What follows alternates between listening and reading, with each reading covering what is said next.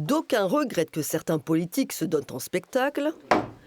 Guignol et Uniafront, eux, font de la politique un spectacle. Son programme, le roi du foot, c'est de nous construire 2 tunnels. Ah oui? Un pour les automaboules qui traversent sous la ville et un autre pour le métro jusqu'au grand stade. Ouh là là!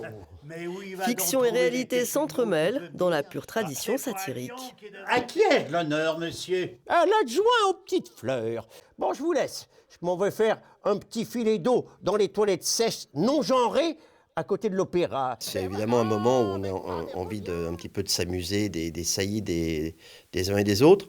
Donc c'est une tradition, hein, ça a toujours vraiment existé. Déjà à l'époque d'Édouard Herriot, et puis ensuite ça a continué. Il y a les principaux personnages qui sont égratignés au passage. Voilà, il y a naturellement Doucet, Aulas, le parti de Marine. Enfin voilà, il y a un petit peu ce qu'ils doivent nous présenter, nous offrir au lendemain des élections du 22 mars. Au théâtre Sous le Caillou, on en a sous le pied et des histoires plein la besace.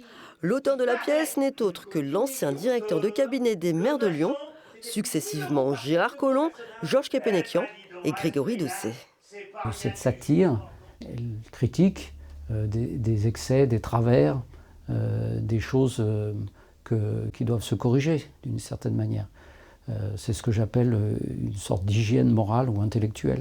Ah, les crocodiles dans les embrouilles. C'est d'ailleurs le nom de la pièce, à voir au théâtre Sous le Caillou et à la comédie Odéon.